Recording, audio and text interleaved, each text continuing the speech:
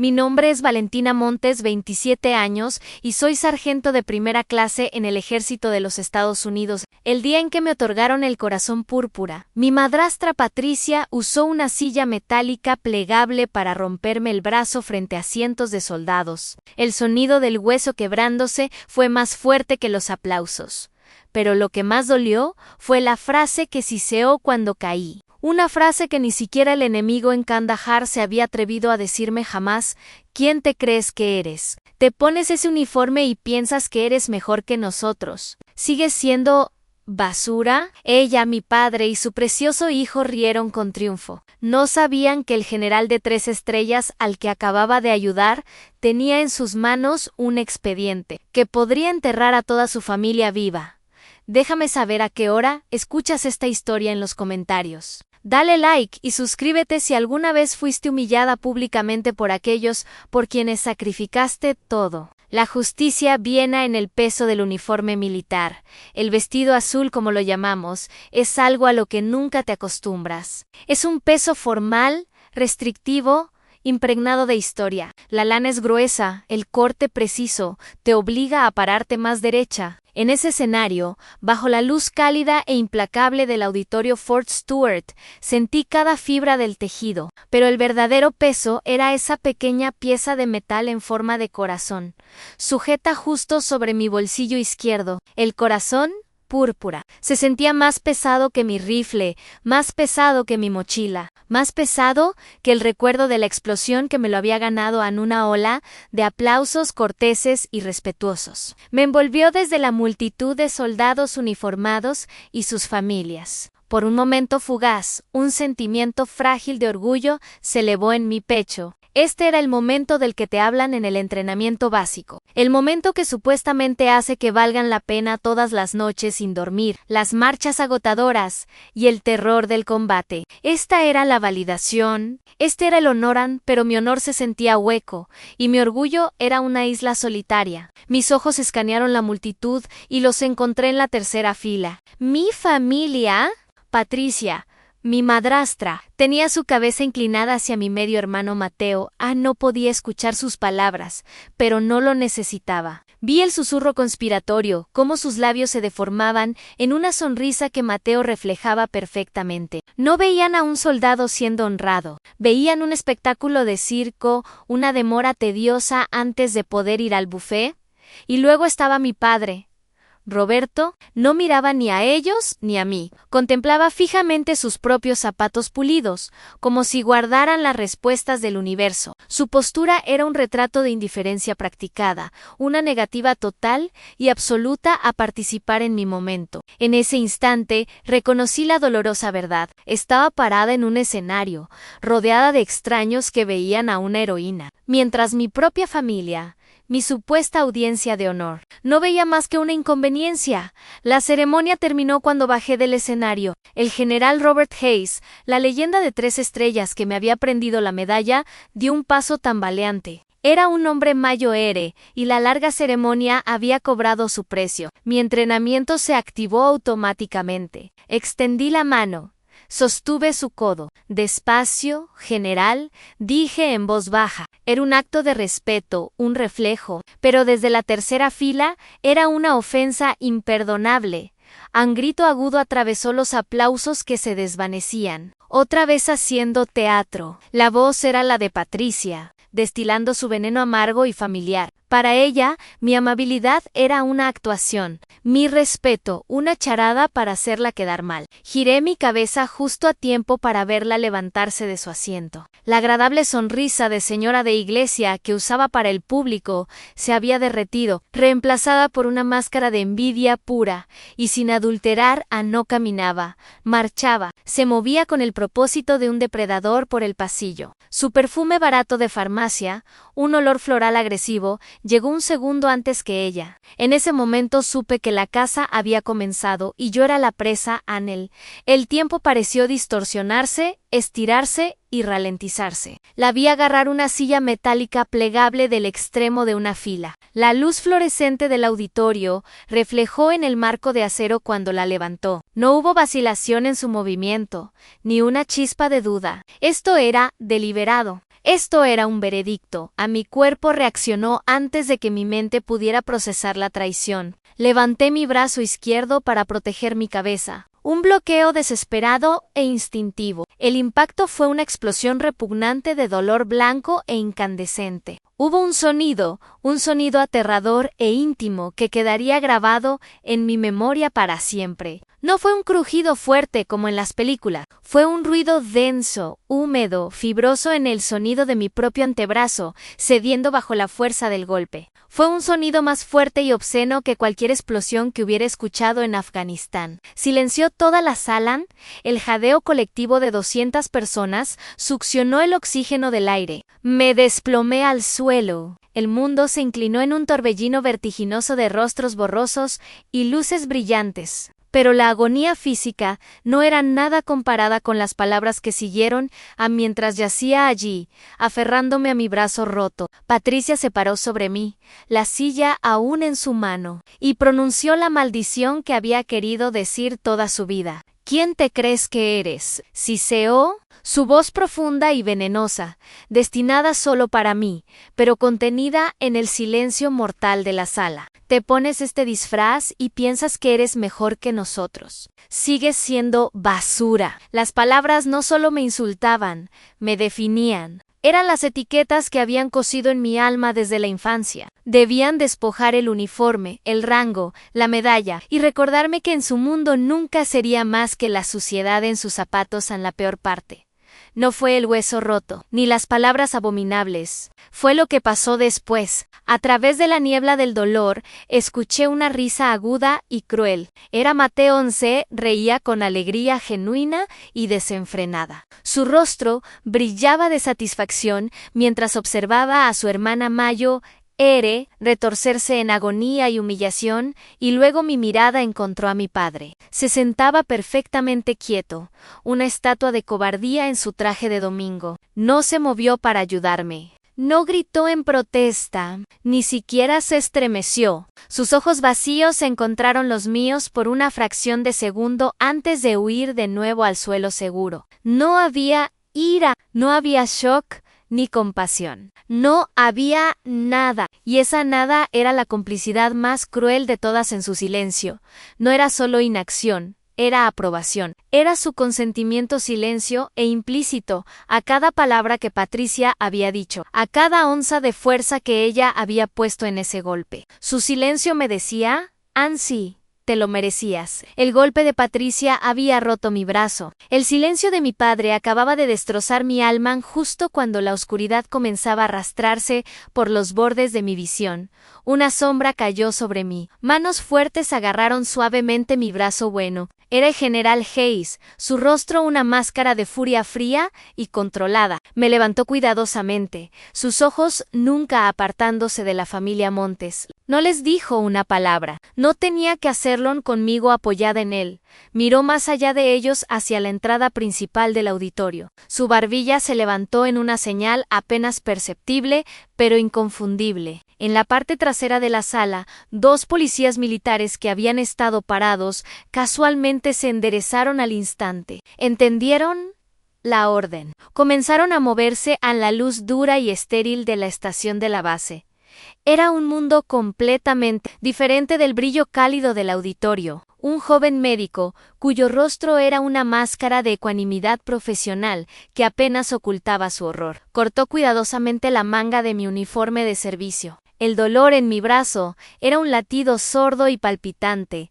Bajo el agudo pinchazo de la humillación, a mi chaqueta de uniforme colgaba del respaldo de una silla, y mis ojos vagaban hacia ella, una y otra vez. En la lana azul oscuro estaba prendido el corazón púrpura. Noté una pequeña mancha oscura en la rica cinta púrpura, casi invisible, una sola gota de mi propia sangre. Esa pequeña mancha escarlata en un símbolo de honor hizo que mi mente retrocediera en el tiempo, no al polvo y caos de Kandahar, sino a otro símbolo pulido, otro tipo de profanación. De vuelta a un dormitorio bañado por el sol en Charleston, Carolina del Sur, y al día en que mi espíritu se rompió mucho antes de que mi hueso lo hicieran cuando crecía. Mi dormitorio era mi refugio, y el centro era un estante largo de madera que mi abuelo había construido. Ese estante era toda mi identidad. Se doblaba bajo el peso de mis logros. Docenas de medallas en cintas brillantes y filas de trofeos dorados resplandecientes de atletismo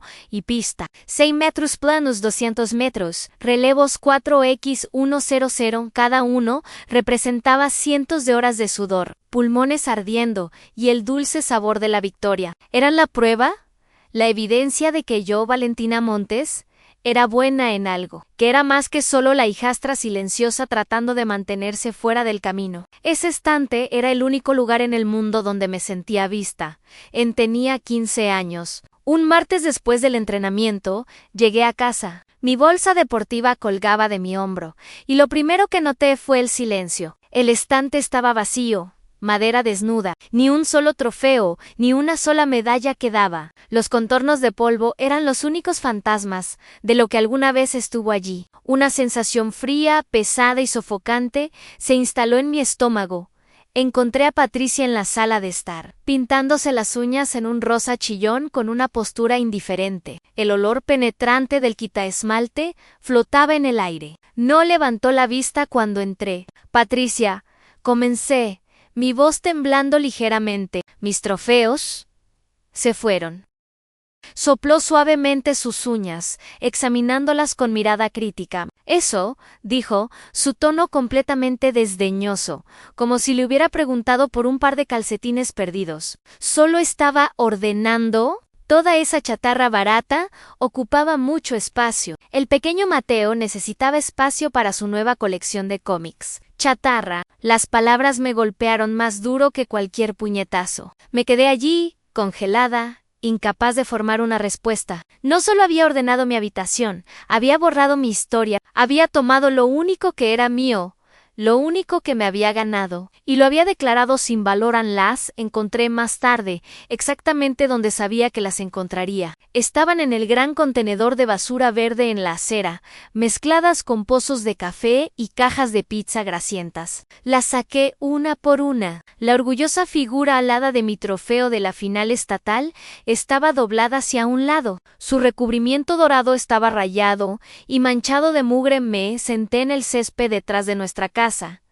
Esa tarde, tratando de doblarlas de nuevo a su forma, lloré lágrimas silenciosas y calientes de rabia pura e impotente. Ese fue el día en que aprendí la regla de la familia Montes. Mis logros eran desechables.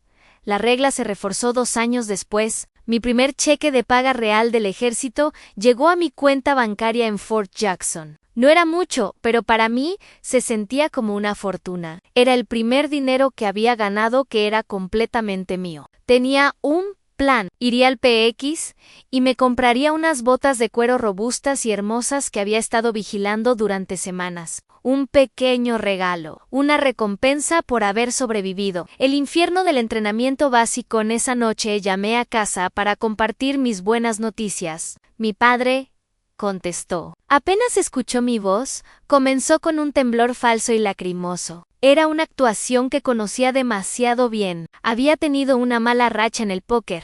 Sollozaba, le debía dinero a algunos tipos. Dinero.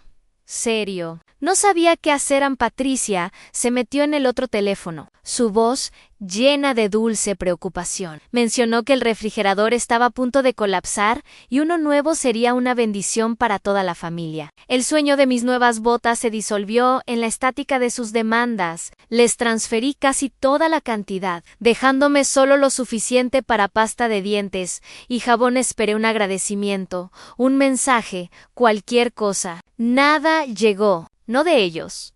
Al menos, 2 días después apareció un mensaje de Mateo en mi teléfono. La próxima vez, envía más. Esto no es suficiente para los tenis nuevos que quiero. Sin hola, sin gracias, solo una demanda. No era una hija ni una hermana. Era un cajero automático.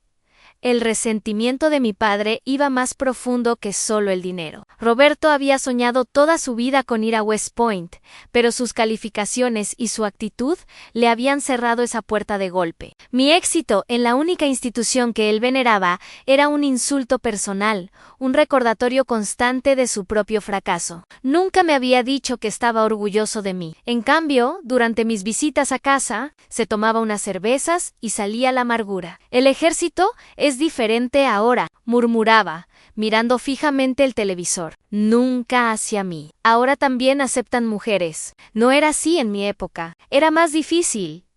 Entonces, no podía mirarme a los ojos cuando llevaba puesto el uniforme. Miraba mis botas, mi insignia, la pared detrás de mí, pero nunca mi cara. Mi uniforme no era para él una fuente de orgullo. Era un espejo de una vida que nunca tuvo a la lección final. En mi propia insignificancia, llegó en el día de Acción de Gracias. Estaba estacionada en Fort Bragg y había conseguido un permiso sorpresa de 72 horas. Estaba eufórica. Conduje las 5 horas durante toda la noche, impulsada por café de gasolinera y la fantasía de una verdadera celebración familiar. Entré por la puerta principal alrededor de las 6 p.m. Mi bolsa de viaje en mano, una sonrisa cansada pero feliz en mi rostro. La risa del comedor se detuvo cuando me vieron. Todos me miraron fijamente. Patricia, Roberto, Mateo y la hermana de Patricia. Como si un completo extraño hubiera entrado a su casa. Patricia se recuperó primero, una sonrisa tensa y molesta en su rostro. Valentina, Dios mío, ¿no llamaste? ¿Qué? Sorpresa. Hizo un gesto vago hacia la mesa. Bueno, entra, supongo. El pavo se acabó. El pavo se acabó. 4 palabras que me dijeron todo. No me habían guardado un plato, ni siquiera habían considerado la posibilidad. Pasé mi día de Acción de Gracias sola en la cocina, comiendo un pedazo frío de pavo, sobrante con mayonesa, mientras la risa y la conversación de ellos flotaban desde la otra habitación. Nunca me llamaron para unirme a ellos. No me quedé la noche. Me subí a mi viejo Honda y conduje de regreso a la base. Las lágrimas corrían por mi rostro. Ese fue el momento en que finalmente lo acepté. Era miembro de la familia Montes, solo de nombre, en todos los sentidos que importaban. Estaba total y completamente sola. Si alguna vez has sentido que te trataron como un extraño en tu propio hogar, o que tus logros fueron tratados como basura, apoya esta historia presionando el botón de like y escríbelo en los comentarios, para que sepa que no estoy sola. Los médicos terminaron su trabajo. Mi brazo roto ahora estaba asegurado en un yeso provisional. El dolor físico no era nada. Un hueso puede arreglarse, sanará. Pero mientras estaba sentada allí, me preguntaba cómo se arregla un alma que ha sido sistemáticamente rota durante 27 años. El zumbido de la estación médica se desvaneció en el fondo, mientras los recuerdos de mi pasado giraban y se asentaban. A través de la puerta abierta, podía ver al general Haisacés. No me miraba. Su espalda estaba hacia mí, mientras hablaba en tonos bajos y serios con los 2 policías militares, que se habían llevado a mi familia. Era una figura de calma, autoridad decidida. Estaba tomando el control por mí en la vista. De eso envió un escalofrío a través de mí. Un sentimiento tan extraño que apenas podía nombrarlo. Era el sentimiento de ser defendida. Un pensamiento, tan claro y agudo como un disparo, cortó a través de la niebla de dolor y memoria. Ya había salido de este lodo antes. Puedo hacerlo de nuevo. Mis ojos se fijaron en la postura rígida del general, las 3 estrellas plateadas en su cuello. Pero esta vez, pensé, mientras una nueva y dura resolución se formaba en mi vientre, esta vez no estoy sola.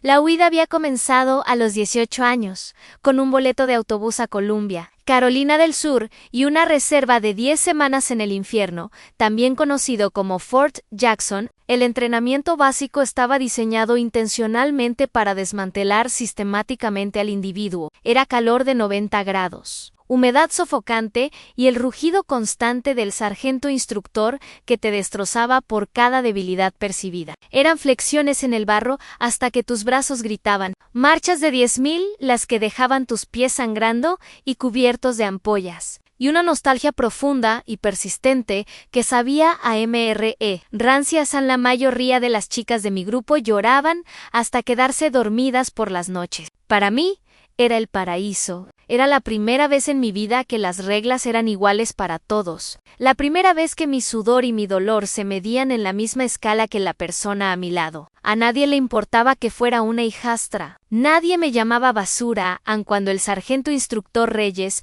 me gritaba en la cara que era un pedazo de gusano sin valor. Era el sonido más hermoso del mundo, porque le gritaba exactamente lo mismo a la chica a mi izquierda y a la chica a mi derecha. Todas éramos gusanos sin valor juntas. Solo mi esfuerzo importaba cuando terminaba una carrera de primera, recibía elogios, cuando alcanzaba la calificación de experta en el campo de tiro, era reconocida. Aquí no era Valentina Montes, la hija decepcionante. Era la soldado Razo Montes, una soldado, y por primera vez, eso se sentía suficiente, pero la libertad. Aprendí rápidamente.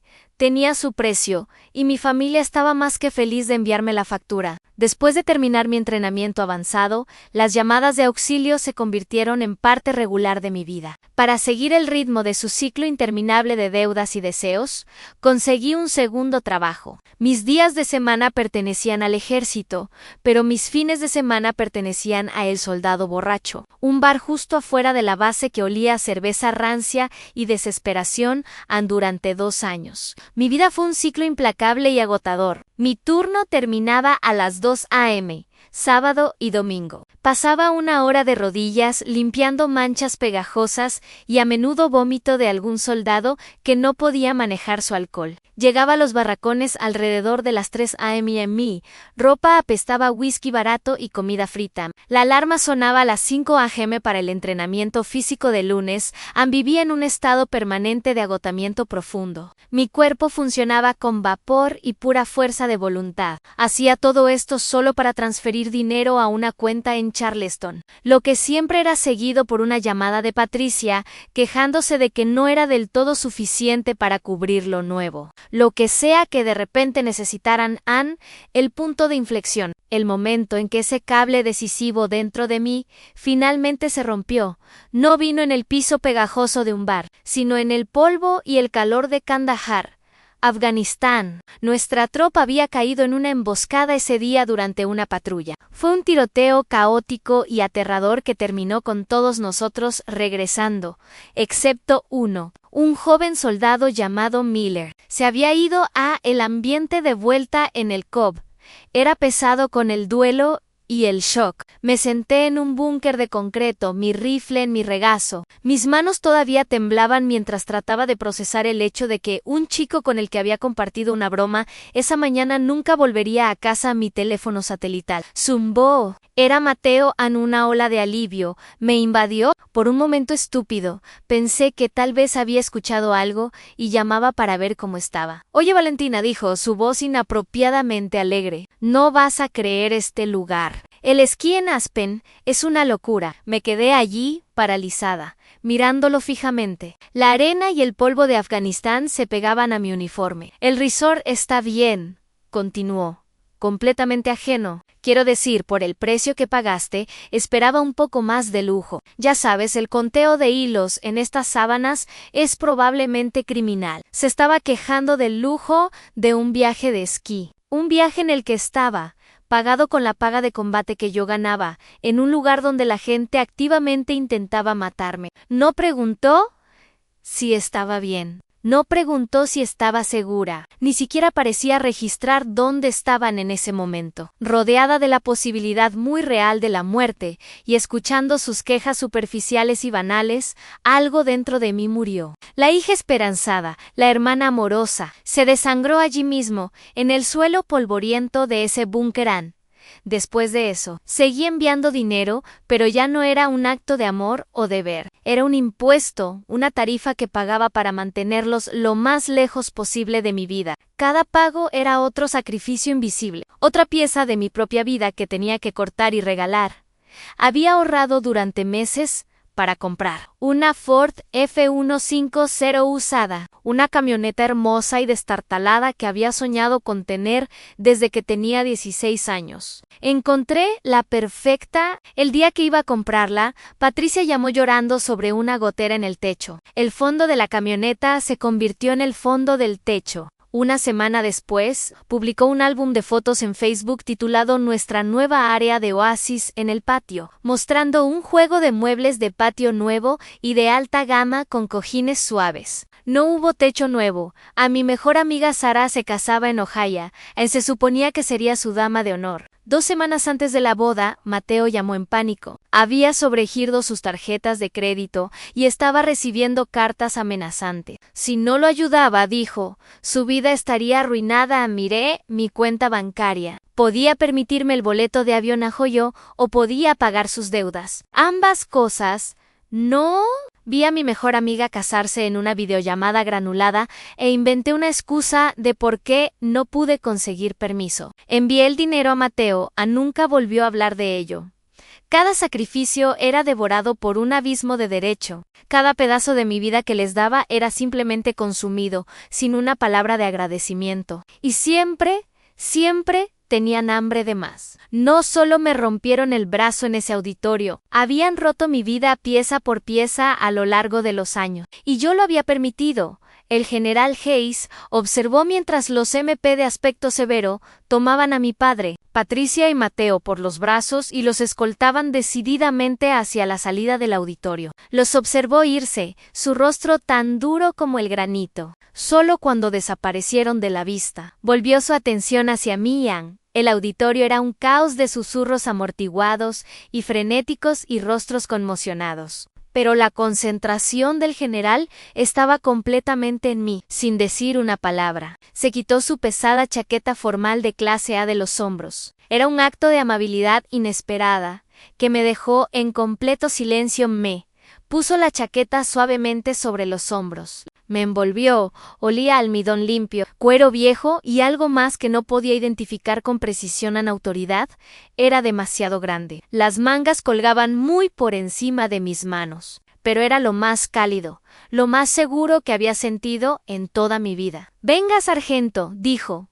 Su voz un gruñido bajo y constante que atravesó el caos. No era una sugerencia, era una orden gentil. Necesita una taza de café caliente. Me guió lejos de las miradas curiosas, por un pasillo tranquilo, alfombrado hasta su oficina. La placa en la puerta decía LTG Robert Hayes. Sentí una nueva ola de intimidación. Había pasado toda mi carrera siendo invisible para los hombres, con estrellas en los hombros. Que me gritaran era normal. Sentir que uno de ellos se preocupaba por mí era fundamentalmente incorrecto, como una violación del orden natural.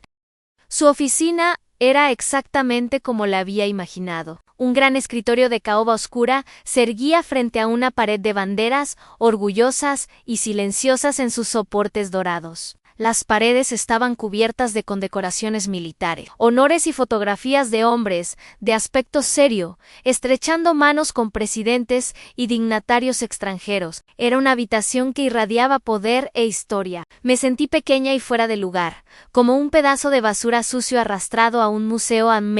Quedé torpemente en la puerta, aferrándome a la chaqueta demasiado grande. El general Hayes no se sentó detrás de su escritorio. Fue a una pequeña mesa auxiliar donde había una máquina de café. Sacó 2 tazas de cerámica limpias y pesadas de un armario. ¿Con leche? ¿Azúcar? Preguntó con la espalda hacia mí. «Negro está bien, señor», murmuré, mi voz apenas audible. No me presionó para hablar sobre lo sucedido. No preguntó si estaba bien. No dijo una palabra sobre mi familia. Simplemente preparó el café. El zumbido suave y el burbujeo de la máquina era el único sonido en la habitación. Trajo una de las tazas, sosteniéndola con ambas manos, y me la entregó. La tomé con mi mano buena. El calor de la cerámica se filtró en mis dedos fríos. Indicó que me sentara en uno de los sillones de cuero frente a su escritorio, mientras él se sentaba en el otro. Se inclinó hacia adelante, los codos sobre sus rodillas, su propia taza en la mano. Durante mucho tiempo, simplemente me miró, su mirada tranquila y reflexiva. Me preparé para las preguntas, para el informe que tendría que presentar, para la pesadilla burocrática oficial que estaba a punto de comenzar. En cambio, hizo una sola pregunta simple que lo cambió todo. «¿En Kandahar?», dijo, su voz suave pero clara. «¿Con qué tropa estabas?». La pregunta fue como una llave que abrió una puerta dentro de mí que ni siquiera sabía que existía. Pasó por alto el brazo roto, la humillación, el drama familiar, fue directo al núcleo de quién era yo. No le estaba preguntando a la víctima, le estaba preguntando a la soldado. Y la soldado respondió, las palabras salieron de mí, no en un torrente de lágrimas y emociones, sino en el lenguaje claro y preciso de un informe de despliegue. Le conté que estaba con la 3ª División de Infantería, asignada a una base de operaciones avanzadas cerca del río Argendab. Le conté sobre las largas y agotadoras patrullas bajo el sol implacable de Afganistán. La tensión constante, el peso del chaleco antibalas. Le hablé de mis camaradas, del humor oscuro que usábamos para mantenernos cuerdos, de los lazos forjados en el miedo compartido y la confianza absoluta. Hablé del tiroteo que me ganó mi medalla, el zumbido en mis oídos, el polvo y el sabor a pólvora en mi boca, el coraje del médico que salvó mi vida. El general Hayes escuchó, no interrumpió, no ofreció lugares comunes, simplemente escuchó, sus ojos nunca apartándose de mi rostro. Asentía lentamente y de vez en cuando hacía una pregunta aguda y perspicaz. ¿Cuál era tu Tuani para esa patrulla? ¿Usabas el 7.62 o el 5.56 para vigilancia? Conocía el lenguaje, entendía el mundo por primera vez en mi vida. Estaba hablando con alguien de la generación de mi familia que no me veía como un fracaso, una decepción o un cheque de pago, sino como una profesional, como una igual. Veía a una sargento de primera clase cuando finalmente me quedé sin palabras. El silencio regresó, pero esta vez era cómodo, lleno de una sensación de comprensión profunda y completa. Tomó un sorbo lento de su taza y luego la colocó sobre la mesa junto a él. Me miró directamente a los ojos y su mirada era como acero. Sargento Montes, comenzó, y la formalidad de mi rango en su voz fue un bálsamo para mi alma. Por lo que pasaste allá, este país te debe una deuda que nunca podrá pagarse. Todos lo hacemos. Hizo una pausa, dejando que las palabras se asentaran. Luego, su expresión se endureció. Lo que acaba de suceder en esa sala, continuó, su voz bajando a un gruñido profundo y furioso. Eso no es familia. Eso es una desgracia para el uniforme que usas. Una desgracia para cada soldado en esa habitación. Y no voy a permitirlo. Las palabras me golpearon con la fuerza de un golpe físico, pero era un golpe que sanaba. No solo me estaba ofreciendo consuelo, estaba pronunciando un veredicto. Me estaba dando validación. En 2 oraciones había quitado el peso sofocante de la vergüenza que Patricia había colocado tan hábilmente sobre mí. Y en su lugar, restauró mi honor. Sentí lágrimas surgir en mis ojos. Pero por primera vez en tanto tiempo como podía recordar, no eran lágrimas de dolor o ira, eran lágrimas de gratitud. Nos sentamos en silencio unos minutos más. Cuando finalmente me recuperé, él se puso de pie. Venga, sargento, asegurémonos de que sea examinada adecuadamente. Cuando salimos del tranquilo refugio de su oficina, los vi. Un pequeño grupo de soldados de mi unidad estaba parado torpemente en el pasillo. Sargento Evans, Cabo Díaz y especialista Ruizan no me miraban. Fingían estar interesados en un tablón de anuncios en la pared, pero sabía que estaban esperándome. No dijeron mucho, no tenían que hacerlo. Evans dio un paso adelante. Día duro, Sarge, dijo con voz ronca, presionando una barra de chocolate Hershey en mi mano buena. Díaz, un tipo duro del Bronx que rara vez hablaba, simplemente puso una mano ligera pero firme en mi hombro bueno. Ruiz simplemente asintió. Sus ojos dijeron todo lo que las palabras no podían. No era sangre lo que nos unía, era algo más fuerte. Era sufrimiento compartido, lealtad y respeto inquebrantable. Ellos eran mi familia en ese momento. Parada en el pasillo de Fort Stewart con el brazo roto y una chaqueta de general sobre mis hombros, finalmente entendí la verdad. Nunca había estado realmente sola. Solo había estado buscando familia en todos los lugares equivocados. La calidez de la oficina del general desapareció cuando entré a la siguiente habitación. No era una oficina, era un SCIF, una instalación de información compartimentada sensible, una habitación sin ventanas e insonorizada donde el ejército expuso expone a sus enemigos. Un nudo de miedo se apretó en mi estómago. Esto era sobre algo más que un brazo roto. Dos hombres en ropa civil esperaban. Se presentaron como agentes de contrainteligencia del ejército. Sus rostros eran neutrales. Sus ojos carecían de la compasión que había visto en los ojos de todos los demás. Estaban aquí por hechos en me, sentaron en una mesa de metal. La conversación comenzó extrañamente, no con el asalto, sino con llamadas telefónicas. Sargento Monchis, comenzó el agente Mayo, ha hablado en los últimos 18 meses con alguien que afirmara ser periodista o investigador, estudiando la vida de familias militares. La pregunta era tan específica que me tomó un momento reaccionar. Entonces surgió un recuerdo. Sí, un par de veces, dije lentamente. Patricia normalmente llamaba toda emocionada diciendo que un escritor quería entrevistar a un soldado real. Dijo que sería bueno para que la gente entendiera nuestro sacrificio. Los agentes intercambiaron una mirada que casi me pierdo. ¿Y de qué hablaron?, preguntó el más joven. Me encogí de hombros con mi hombro bueno. Nada muy importante, cosas generales. Preguntaron cómo era una mañana típica para el entrenamiento físico en la base. Desayuno en el comedor. Pregunta sin importancia. Sin importancia, repitió el agente Mayo, anotándolo. ¿Alguna vez preguntaron sobre planes de patrulla o rutinas operacionales? Algo así. Admití. La incomodidad crecía en mí. Una preguntó si tendíamos a patrullar las mismas áreas para construir una relación con la comunidad local. Le di las respuestas estándar, no le di coordenadas ni nada clasificado. Pensé que había sido cuidadosa con la seguridad operacional, pero una sensación fría comenzó a trepar por mi espalda.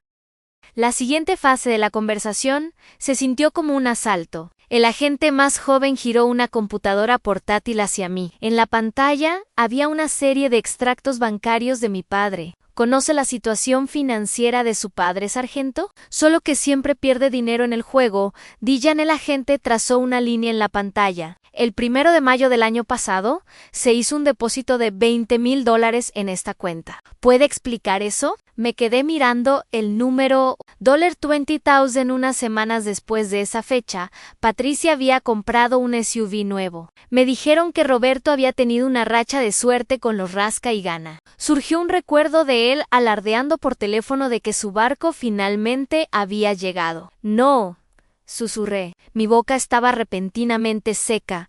El agente se desplazó más. Otro depósito $30,000 7 de octubre. Mi sangre se congeló. Conocía esa fecha. El 7 de octubre fue el día en que el sargento Peterson y el cabo Jensen fueron asesinados en una patrulla de rutina por un Anun y colocado en una ruta que habíamos usado una docena de veces sin incidentes en él. Agente siguió desplazándose. Cada gran depósito inexplicable, cada vez que mi padre había ganado la lotería, coincidía de manera escalofriante con un día oscuro en el calendario de mi unidad. Un ataque, una baja, una tragedia a los nuevos muebles de patio, las excursiones de compras, el viaje de esquí a Aspen.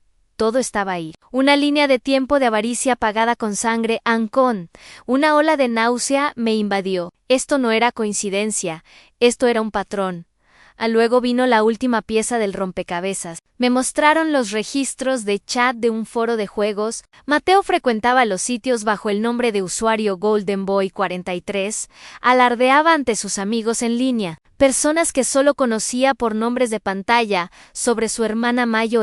La gente del ejército publicaba fotos que yo había enviado a casa de mí y mis camaradas frente a nuestro CVP, fotos tomadas dentro del perímetro. Hablaba de mi permiso, cuando volaría a casa y cuando incluso nombraba personas de mi tropa, quejándose de cómo uno de ellos, el sargento Davis, era un tipo duro en la información. Era fragmentaria, detalles mundanos, pero los agentes explicaron que estos fragmentos eran oro para un analista enemigo. Una foto del interior de la base podía revelar vulnerabilidades en el diseño. Un cronograma de permisos podía revelar rotaciones de tropa. Un nombre podía ser cotejado, un soldado podía ser objetivo.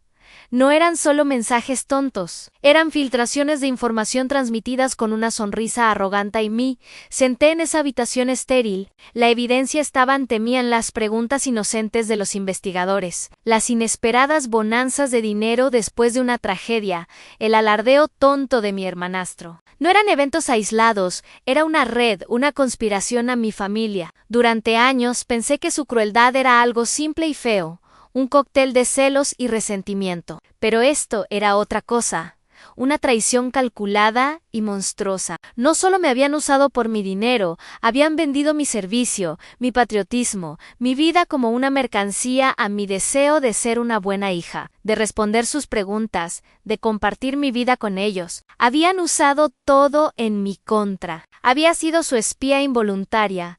El dolor en mi brazo era un dolor distante e insignificante. No era nada, una fractura limpia. Esto era una herida profunda y séptica. No solo me habían quitado mi dinero, habían vendido mi seguridad, habían vendido la seguridad de mis hermanos y hermanas en armas. Habían vendido a mi país, a los agentes terminaron sus preguntas y me dejaron sola en la habitación silenciosa y zumbante. El hueso roto era una lesión trivial. El daño real era el agujero desgarrado que acababan de abrir en el centro de mi vida unos minutos después. La pesada puerta se abrió y el general Leyes entró, su rostro sombrío. El aire estaba espeso con el horror de lo que ahora ambos sabíamos. Se sentó frente a mí en la mesa de metalán.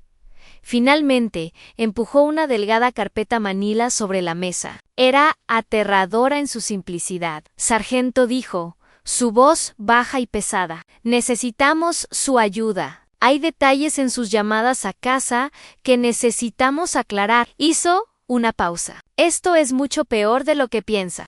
En las paredes frías y estériles del SCIF, pensé que lo peor había terminado. Pensé que el horror había alcanzado su punto máximo. Estaba equivocada. El agente Mayo R. empujó una última pieza de papel sobre la mesa de metal. No era un documento, era una fotografía. Mi aliento se detuvo. Era una instantánea tomada en una tarde soleada en Kandahar. Un joven sonriente con ojos amables y una mancha de grasa en la mejilla me mostraba pacientemente cómo despejar un atasco en mí. Rifle M4 en Sargento Miguel Reyes era un buen hombre, un NC o excepcional, paciente, justo y ferozmente protector de sus soldados. Había estado parado a menos de 10 pies de mí cuando él y Ede detonó. La misma emboscada que me envió a casa con una conmoción cerebral y una pierna llena de metralla. La misma emboscada que envió a Miguel en un ataúd cubierto con una bandera 2 días antes del ataque a la tropa del sargento Reyes, dijo el agente. Su voz sin emociones. Se hizo un pago final de $5,000, cero, a la cuenta de tu padre. Empujó un extracto bancario junto a la foto. La fecha brillaba en el papel como un isótopo radiactivo. 48 horas. Tenemos razones para creer que información sobre la ruta de patrulla, una ruta que tu unidad había utilizado múltiples veces y se consideraba segura, fue filtrada por alguien en tu familia. Hizo una pausa. Filtrada. Vendida. Mientras miraba el rostro sonriente de Miguel, el peso monstruoso y completo de su traición se derrumbó sobre mí. Antes de este momento el dolor había sido personal. Era mi brazo roto, mi dinero robado, mis trofeos tirados, mis feriados solitarios. Siempre se trataba solo de Mian. Pero esto ya no era solo sobre mí. Esto era por Miguel. Esto era por su esposa, ahora viuda, por sus 2 pequeñas hijas que crecerían sin padre. Esto era sobre honor. Esto era sobre una línea que había sido cruzada, de la que no había retorno en el dolor dentro de mí. El dolor personal y egoísta se quemó en un instante, dejando algo más puro y aterrador. La ira de una soldado. Esto ya no era una disputa familiar. Esto era alta traición. A mi teléfono zumbó en el bolsillo de la chaqueta del general que aún llevaba puesta. Lo saqué, a la identificación de llamadas mostraba Patricia. Una ola de asco puro y sin diluir me invadió. Miré a los agentes. Luego al general Ayes Anel simplemente asintió. Contesté la llamada y la puse en altavoz. Valentina, cariño, gracias a Dios, dijo la voz de Patricia. Una actuación aguda y almibarada de pánico artificial. Nena, ¿Dónde estás? Estos horribles policías militares nos están acosando, nos quitaron nuestros teléfonos, están haciendo todas estas preguntas terribles. Tienes que venir aquí y decirles que todo esto es un gran malentendido. Un malentendido. Me quedé mirando la foto de Miguel. Vi la fecha en el extracto bancario. Malentendido. ¿Sabes? Te amo, Valentina, pudo decir. Su voz goteaba con el falso afecto que siempre usaba cuando quería algo. Somos familia. Solo tienes que aclarar esto. Las palabras te amo de la boca de la mujer que me había roto el brazo, la mujer cuya avaricia había enviado a Miguel Reyes a su tumba, fueron la última gota de veneno en una copa que había estado llena durante años. Un interruptor dentro de mí se activó. Los años de sufrimiento silencioso, de apretar los dientes, de aceptar lo inaceptable, todo terminó. Pero no grité, no me enfurecí. Mi voz, cuando salió, fue aterradoramente tranquila. Era la voz de un soldado en los momentos antes de un combate, cuando todas las emociones se despojaron y solo queda un enfoque frío y mortal. No eres mi madre, dije. Cada palabra era un pedazo de hielo perfectamente formado. La línea se quedó en silencio. Pude escuchar su respiración aguda y sorprendida. Y esto, continué, mi voz inquebrantable, no es un malentendido. Fue una elección, y tú elegiste. Terminé la llamada antes de que pudiera pronunciar otra mentira. Dejé el teléfono en la mesa con un clic suave. El sonido resonó con la finalidad de lo que acababa de hacer. Había cortado el último vínculo podrido que aún me conectaba con ellos en esa noche. No pude quedarme en los barracones de tránsito que me habían asignado. Regresé a los barracones de mi propia tropa,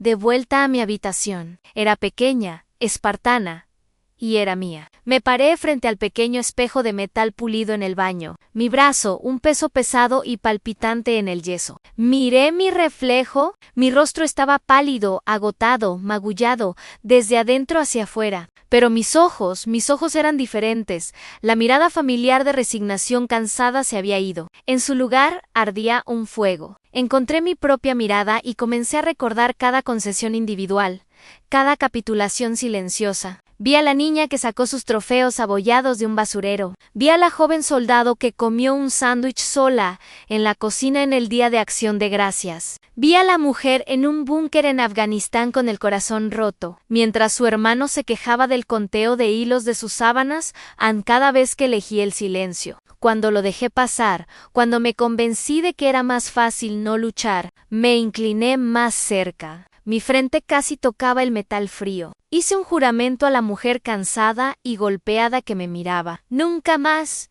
susurré mi voz. «No volverás a quedarte callada. No te harás pequeña. No lo aceptarás. No esta vez». Por Miguel, por Piresen y Jensen, por cada soldado cuyas vidas pusieron en riesgo. ¿Y por ti, me oyes? Por ti, si alguna vez llegaste a un punto en el que sabías en lo profundo de tu alma que no podías permanecer en silencio ni un segundo más, presiona el botón de like y escribe en los comentarios simplemente las palabras a nunca más. Creemos un coro para todos los que alguna vez encontraron su voz a Ney. A la mañana siguiente me desperté antes de mi alarma. La ira se había ido, el asco se había ido. Todo lo que quedaba era un propósito claro. Me puse un uniforme fresco, mis movimientos precisos y eficientes. Fui a la oficina del general Hayes. A su asistente me dejó entrar de inmediato. Estaba de pie junto a la ventana, pero se dio la vuelta cuando entré. No esperé a que hablara. Caminé al centro de la habitación y tomé la posición de atención. Mi brazo bueno estaba recto a mi lado. Mi rostro era una máscara de puro enfoque militar. La víctima rota y confundida se había ido. «General, señor», dije, y mi voz era como acero. «He sido su víctima durante 27 años. Quiero ser la testigo que los ponga tras las rejas». Una sonrisa lenta y sombría tocó las comisuras de su boca. Me miró, no con la compasión que me había mostrado ayer, sino con el respeto profundo e inquebrantable de un comandante mirando a uno de sus propios soldados. «Bienvenida de vuelta, sargento», y mi declaración en la oficina del general Hayes fue un punto de inflexión. Había cruzado una línea y no había vuelta atrás. El general me sacó de su oficina, no a otra sala de interrogatorios estéril, sino al centro de operaciones tácticas de la base. Era un lugar que solo conocía de películas de espías. Una habitación enorme y poco iluminada donde el aire zumbaba con actividad seria.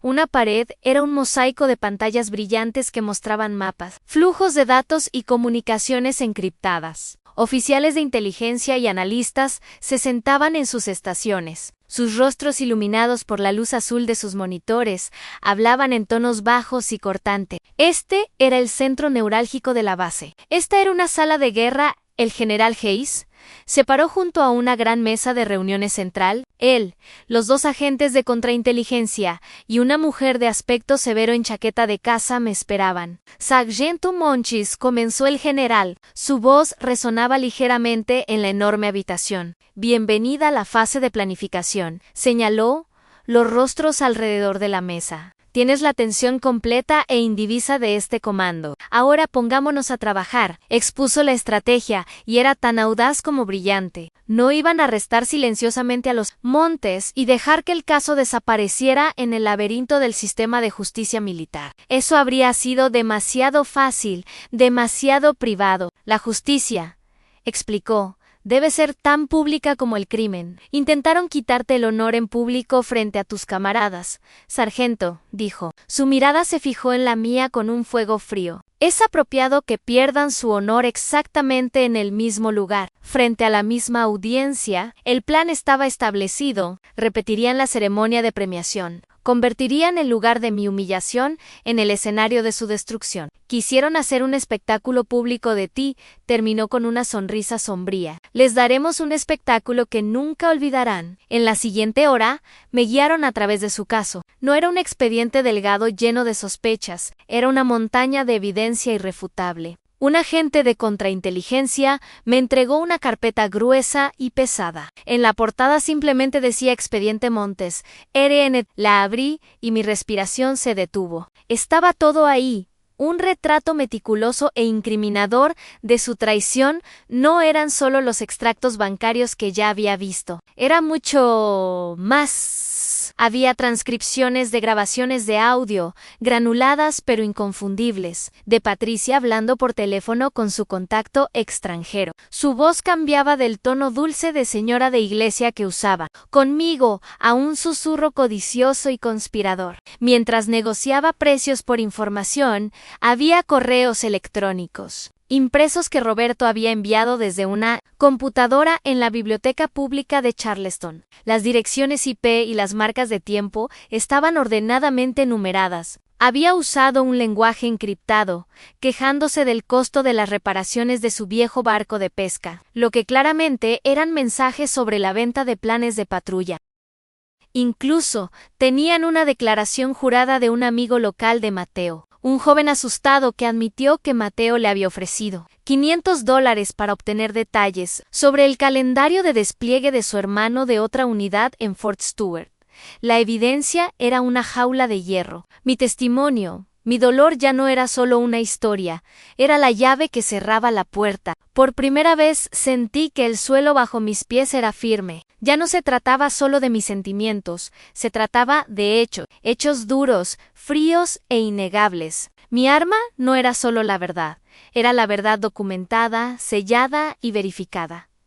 Luego vino la preparación. La oficial Jag, una mayo R perspicaz y directa llamada Hansen, se sentó conmigo durante horas en una pequeña sala de conferencias. Su trabajo era convertir mis 27 años de dolor emocional caótico en una declaración clara, precisa y poderosa. No estamos contando una historia triste, sargento, dijo con voz firme pero no cruel. Estamos presentando evidencia. Eres la testigo principal. Tu declaración debe ser factual, precisa e inquebrantable. Practicamos una y otra vez. La primera vez que intenté contar la historia de los trofeos, mi voz se quebró. La ira de la niña de 15 años, la sensación de impotencia, borboteó a la superficie. La mayor Hansen me detuvo. De nuevo, dijo con calma. Solo los hechos. ¿Qué pasó?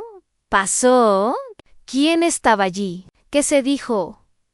Elimina la emoción. Deja que los hechos hagan el trabajo. Lo hicimos una y otra vez. Con cada repetición, algo cambió dentro de mí. El temblor en mi voz desapareció. El nudo en mi garganta se disolvió. Ya no hablaba como una hija herida reviviendo un recuerdo doloroso. Hablaba como la sargento de primera clase Montes entregando un informe posterior a la acción claro, factual y condenatorio sobre una vida de abuso.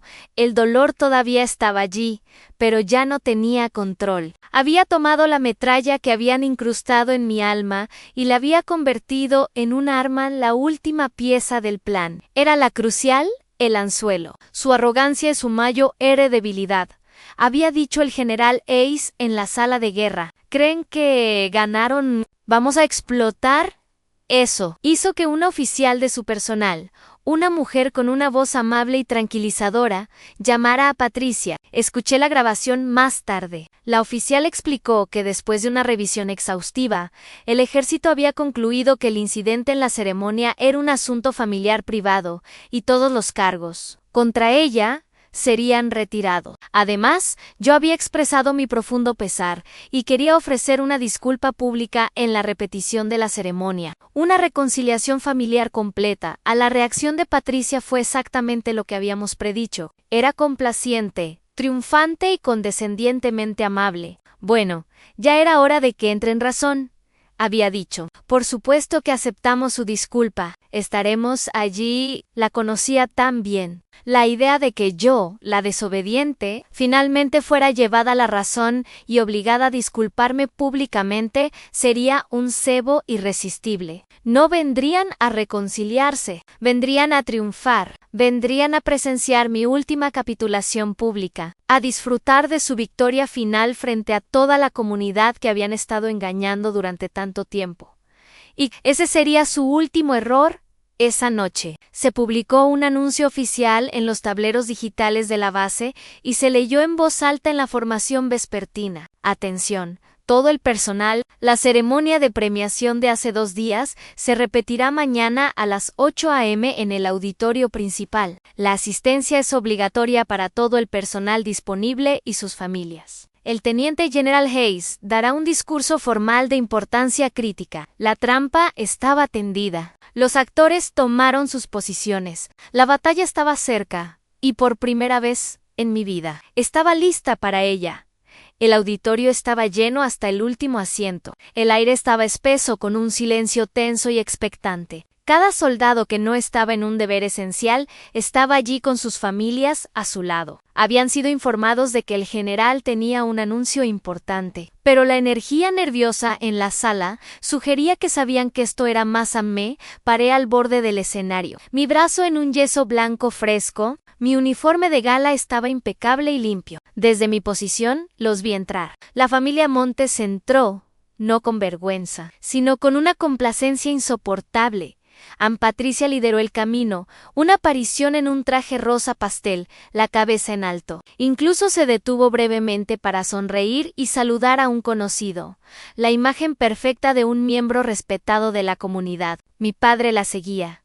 Sus hombros ligeramente encorvados, pero con una sonrisa de alivio en su rostro. Y luego venía Mateo, orgulloso con sus costosos tenis. Mirando alrededor como si fuera dueño del lugar, tomaron sus asientos en la primera fila, especialmente reservada para ellos, y se reclinaron, esperando que comenzara el espectáculo. Estaban aquí por su parte de la carne. Estaban aquí para verme, la hija rebelde, disculparse públicamente y rogar su perdón. Su arrogancia era algo físico, un olor dulce y nauseabundo que llenaba el aire a su alrededor. Encontré la mirada de Patricia a través de la habitación. Me regaló una pequeña sonrisa triunfante, una mirada que decía, ¿ves? Siempre gano. No me estremecí, no aparté la mirada. Simplemente mantuve su mirada, y por primera vez no sentí nada. Sin miedo, sin ira, solo una compasión fría y distante por el ser patético y hueco que era. El general Hess caminó hacia el podio. La habitación quedó completamente en silencio. Ajustó el micrófono, sus movimientos tranquilos y deliberados. Miró a la multitud de rostros. Su mirada barrió cada soldado, cada cónyuge, cada niño. Luego sus ojos se detuvieron en la primera fila. Gracias a todos por estar aquí. Comenzó su voz, un barítono poderoso que no necesitaba amplificación. Estamos aquí hoy para resolver el asunto que fue interrumpido tan violentamente hace 2 días. Hizo una pausa. Dejando que el peso de sus palabras se asentaran, Patricia brilló, una sonrisa complaciente en su rostro. Estamos aquí para hablar de honor, continuó el general. Su voz se volvió más dura. Estamos aquí para hablar de sacrificio, y estamos aquí para hablar de traición. El ambiente en la habitación cambió. Este no era el discurso que nadie esperaba. Hace 2 días, su voz resonó, llena de furia fría. Fuimos testigos en esta sala de un asalto cobarde y vergonzoso a un soldado estadounidense condecorado, pero estoy aquí hoy para decirles que lo que vieron fue solo la punta de un iceberg traicionero, la parte visible de una podredumbre profunda y abominable de traición. Un jadeo colectivo atravesó la audiencia. En la enorme pantalla detrás del general, que hasta ahora había estado oscura, apareció una imagen. Era un extracto bancario. El nombre de Roberto Montes era claramente visible, junto con un depósito marcado de $20,000. El rostro de mi padre se puso en blanco. El color lo abandonó como si le hubieran quitado un enchufe. La sonrisa de Patricia se congeló, luego desapareció. El espectáculo había comenzado uno por uno. El general expuso el caso. Cada pieza de evidencia fue un golpe de martillo contra sus mentiras. Esta es la avaricia, explicó cuando la siguiente diapositiva mostró otro depósito, esta vez por $30,000. El siguiente clic trajo un archivo de audio. La voz de Patricia llenó el auditorio, dulce y almibarada, grabada por una intervención de escucha. Por supuesto que puedo preguntarle sobre los planes de patrulla. Ronroneaba su voz grabada a un hombre desconocido. Me cuenta todo a su madre amorosa. La Patricia real se puso de pie de un salto. Su rostro era una máscara de incredulidad. Esa no soy yo. Eso es falso. Esto es un engaño, gritó. Eso es el engaño, dijo el general. Su voz ahogó sus protestas an Klicken. La pantalla se llenó con los registros de chat idiotas de Mateo. Su personalidad Golden Boy 843 alardeando al mundo. Mi hermana está en la tercera sí. Está en Kandahar ahora mismo. Totalmente rudo. Esa es la estupidez que cuesta vidas, explicó el general. Su voz goteaba desprecio. Mateo se encogió en su asiento. Su rostro se arrugó como el de un niño. Luego vino el golpe final y devastador. La pantalla cambió, mostrando 3 retratos formales sonrientes, a 3 soldados en sus uniformes de gala. Sargento Miguel Reyes, Sargento Peterson, Cabo Jensen, y ese... La voz del general bajó a un rugido profundo y gutural que sacudió los cimientos de la sala. Ese es el precio. Dejó que sus rostros colgaran largos y pesados en el silencio. Estos soldados, bramó, apuntando un dedo tembloroso y furioso directamente a la primera fila. No murieron a manos de un enemigo extranjero. Murieron por la avaricia codiciosa y sin fondo de traidores que ahora se sientan entre nosotros. Cada cabeza en la sala, cientos de pares de ojos, se volvieron hacia la familia Montes. Las miradas ya no eran curiosas, estaban llenas de odio ardiente y sagrado. Entonces se rompió la presa. Es una mentira, es una trampa, nos está inculpando. Patricia comenzó a gritar. Su voz era un chillido agudo e histérico. Roberto intentó hablar, pero solo salieron balbuceos ininteligibles y pánico. Mateo lloraba abiertamente. Lágrimas gruesas corrían por sus mejillas mientras murmuraba Ann. No lo sabía, pero era demasiado tarde. Su juicio no había caído del general, sino de sus propios camaradas. Desde el fondo del auditorio se levantó una mujer con un vestido negro sencillo. Era María Reyes, la viuda de Miguel. Su rostro estaba pálido, sus ojos ardían con un dolor tan profundo que era aterrador. ¡Asesinos! ¡Asesino! Gritó Ann, su voz temblaba de dolor e ira. Mataron a mi esposo. Lo mataron. Su grito destrozó el último resto de orden. En el momento justo, las puertas laterales del auditorio se abrieron de golpe y entraron, marchando una docena de MP, con eficiencia sombría y practicada. Formaron un cordón separando la primera fila de la multitud enfurecida.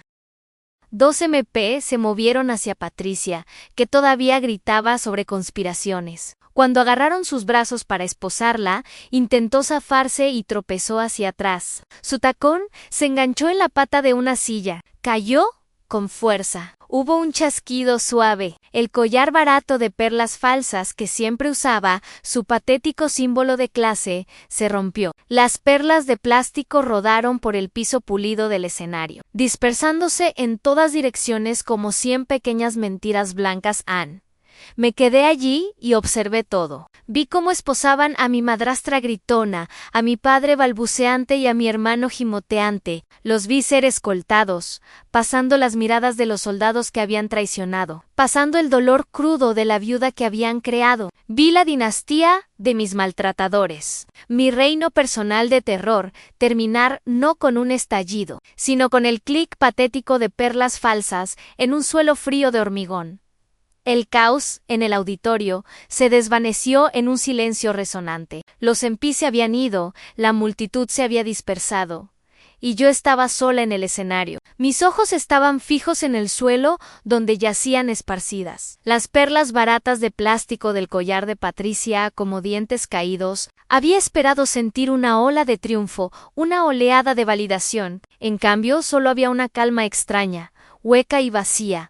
La batalla había terminado. Pensé mientras miraba las patéticas perlas falsas. El enemigo había sido derrotado. Ahora venía la parte difícil, a limpiar el campo de batalla en mi propia alma en los días siguientes. La historia de la familia traidora Montes fue una tormenta en las noticias locales de Charleston y en la comunidad militar. Mi nombre estaba en todas partes, celebrado como una heroína, pero el elogio se sentía distante, como si perteneciera a alguien más. En la soledad de mi habitación, en los barracones, no sentía gloria. Solo sentía el peso aplastante del agotamiento, la ira blanca e incandescente que me había impulsado se había extinguido. En su lugar, una tristeza profunda y antigua se instaló en mis huesos. No lloraba la pérdida de mi familia. Lloraba porque nunca había tenido realmente una familia. Lloraba por la niña pequeña que había intentado tan desesperadamente ganarse su amor. Por la joven que había sacrificado su propia felicidad por ellos. Por los 27 años que había desperdiciado, esperando que finalmente me vieran esa noche. Sola en mi habitación, me permití llorar. No eran las lágrimas calientes y furiosas de antes. Era un llanto tranquilo y constante. Una liberación de la presión que había estado creciendo toda mi vida. Ya no lloraba porque estaba herida. Lloraba para limpiarme, para lavar una vida de falsas esperanzas y finalmente dejarlos ir. Una semana después, llegó una carta con matasellos de la prisión federal. La letra era la chaqueta rota de mi padre. Mis manos estaban tranquilas cuando la abrí. Una pequeña parte tonta de mí pensó que este podría ser el momento. La disculpa, el momento de responsabilidad, estaba equivocada. La carta consistía en 4 páginas de excusas patéticas y autocompasivas. Nunca dijo lo siento. Culpó a la ambición de Patricia. Culpó a la estupidez de Mateo. Culpó a su propia mala suerte. Se presentó como una víctima, atrapado en una conspiración que no entendía. La carta terminaba con lo que realmente quería, una súplica. Me rogaba que usara mi nueva influencia con el general para decir que había sido manipulado. Para reducir su sentencia, leí la carta 2 veces. La primera vez, la vieja ira parpadeó. La segunda vez, solo sentí una profunda y cansada compasión por este hombre débil, que nunca asumiría la responsabilidad de su vida en esa noche. Me senté en mi escritorio y le escribí una carta de respuesta. No retuve nada. Escribí sobre los trofeos en el basurero. Escribí sobre la cena solitaria del Día de Acción de Gracias. Escribí sobre la llamada desde Aspen. Escribí sobre la mirada vacía en su rostro en el auditorio. Vertí 27 años de dolor enterrado en las páginas. Cuando terminé, me dolía la mano. Leí mi carta una vez más, la doblé cuidadosamente y salí a la noche fresca de Georgia. Saqué mi Zippo, el mismo que había llevado en Afganistán. y prendí fuego a la carta. Observé cómo el papel se rizaba y ennegrecía. Mis palabras se convirtieron en ceniza y humo. Antes de elevarse al cielo estrellado, no necesitaba que él la leyera. No necesitaba que lo entendiera. Solo necesitaba decirlo. Quemarla fue mi cierre personal. Solté las palabras, y con ellas lo solté a Elam. La despedida final fue la más difícil. Un oficial Jack me informó que necesitaba identificar algunos efectos personales para el expediente. Era una formalidad que significaba una última visita. Aún conocí a Mateo en la sala de visitas estéril de la prisión federal. El orgullo y la arrogancia se habían ido. Estaba delgado y pálido, sus ojos muy abiertos de miedo. Ya no llevaba el traje naranja que colgaba de su cuerpo huesudo. Ya no era el niño dorado. Era solo un niño asustado. Ann comenzó a llorar tan pronto como me vio. Valentina, lo siento mucho, sollozó a través de la pared de plexiglas. No sabía lo que estaban haciendo. Lo juro, fui tan estúpido. Por favor, tienes que perdonarme. Miré al chico que había sido el centro de su mundo. El chico por el que se habían hecho todos mis sacrificios. La ira se había ido. El resentimiento había desaparecido. Levanté el auricular. Te perdono, Mateo, dije con calma. El alivio inundó su rostro. Pero quiero que entiendas esto, continué. No te perdono por ti, te perdono por mí. Dejo ir la ira porque no quiero cargarla ni un momento más. Te perdono para poder seguir adelante. Pero no te equivoques. Nunca olvidaré lo que hiciste. Adiós, Mateo. Colgué el auricular de nuevo en su soporte, me levanté y salí sin mirar atrás. Esa fue la última vez que vi a un miembro de mi familia de sangre. Unos días después, el general Hayes me pidió dar un paseo. Paseamos por los senderos cuidados de la base. El coraje no significa no tener cicatrices, sargento dijo. Su mirada fija en el horizonte. El coraje significa saber que esas cicatrices no te definen. Son solo un mapa que muestra dónde has estado, no hacia dónde vas. Ann se detuvo y se giró hacia mí. He estado pensando, estamos iniciando un nuevo programa de mentores para jóvenes reclutas mujeres. Muchas de ellas están luchando. Necesitan un líder, alguien que sea fuerte, que haya pasado por el fuego y haya salido más fuerte. Me miró, una sonrisa genuina en sus ojos. Creo que serías la persona perfecta para dirigirlo. Y justo en ese momento, lo vi, un nuevo camino ante mí, un nuevo propósito. Mi viaje no terminó con la destrucción de mi vieja familia. Era solo el comienzo. Tenía una nueva misión. Construir un nuevo legado de fuerza y apoyo. Asegurar que ningún otro soldado tuviera que luchar sus batallas completamente.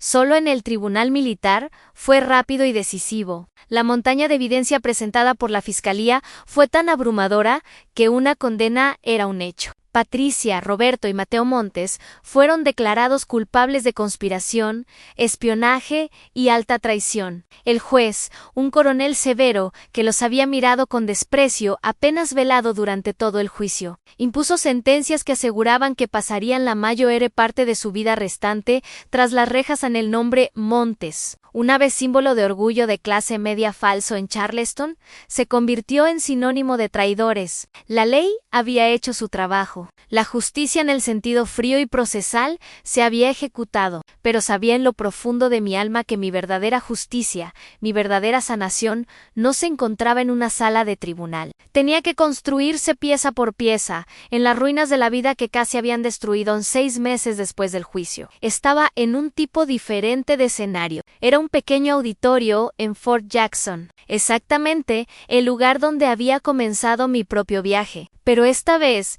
ya no era una recluta asustada y solitaria, era una sargento de primera clase, y mi audiencia era una sala llena de jóvenes reclutas mujeres. Sus rostros eran una mezcla de arrogancia, emoción y el mismo miedo profundamente arraigado que conocía tan bien al programa de mentores del general. Se había convertido en mi nueva misión. No me paré ante ellas como una heroína o celebridad, les hablé como sobreviviente. Les conté mi historia, No los detalles sensacionalistas del juicio, sino las verdades silenciosas y dolorosas de mi crianza. Hablé sobre la lucha solitaria por la autoestima, sobre el peligro de dejar que otros te definan, y sobre la importancia crítica de establecer límites, incluso con las personas que se supone que deberían amarte más. Hay una escritora e investigadora que admiro, la doctora Brené Brown. Dije, mi voz tranquila y clara. Ella tiene esta cita que llevo conmigo todos los días. Dicen solo cuando somos lo suficientemente valientes para explorar la oscuridad. Descubriremos el poder infinito de nuestra luz. Miré sus rostros jóvenes y esperanzados. El ejército te enseñará a ser fuerte físicamente, pero tu verdadera fuerza, tu resiliencia, vendrá de ser lo suficientemente valiente para enfrentar tu propia oscuridad, y nunca tienes que hacerlo sola. Después de la charla, una joven recluta se me acercó. No tenía ni 19 años. Sus ojos estaban rojos de llorar. Sargento, susurró, su voz ahogada por la emoción. Gracias. Nadie me había dicho que estaba bien decir que no a mi familia. ¿Me abrazó? Un abrazo feroz y desesperado, y la abracé de vuelta, sintiendo el poder profundamente sanador de convertir mis heridas más profundas en protección para otra persona a la última pieza de mi viaje. Mi propia misión privada tuvo lugar un año después de ese primer día terrible en el auditorio. Me paré en la quietud de una mañana clara de otoño. El aire olía a hojas mojadas y piedra fría y limpia. Estaba en el Cementerio Nacional de Arlington.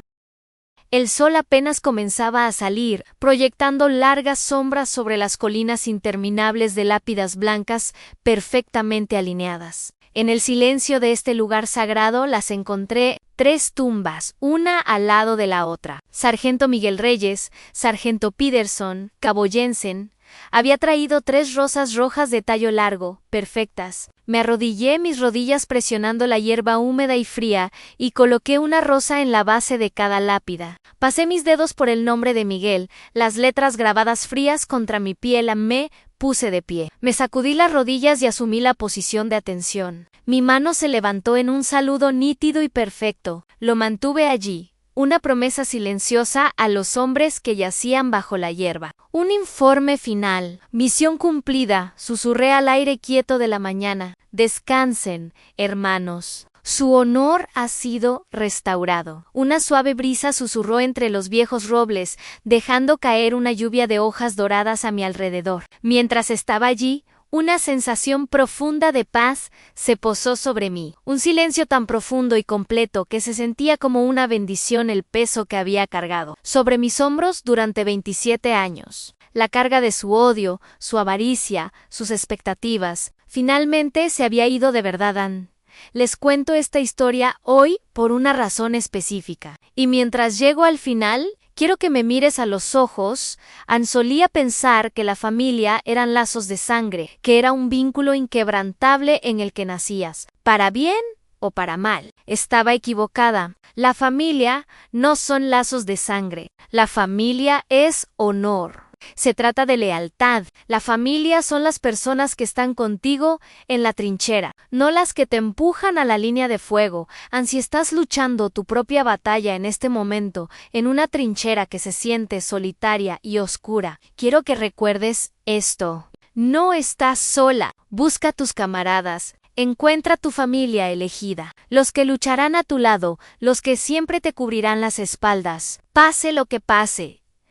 Sabe que establecer un límite, protegerte, no es un acto de egoísmo, es un acto táctico de supervivencia. Y sobre todo, recuerda esto, las cicatrices que llevas, las que nadie más puede ver, no son signos de debilidad, no son nada de qué avergonzarse, son un mapa, son la prueba de cada batalla que has resistido, son un testimonio de que luchaste y ganaste.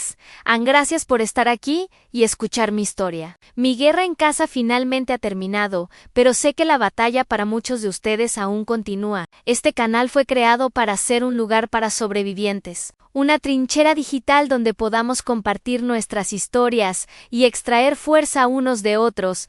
Si mi viaje resonó contigo, por favor presiona el botón de like para mostrar tu apoyo. Suscríbete para ser parte de nuestra comunidad, para que ningún soldado tenga que luchar completamente solo de nuevo. Y comparte en los comentarios a continuación una palabra de fuerza para alguien que pueda necesitarla hoy. Gracias por ser parte de mi familia elegida.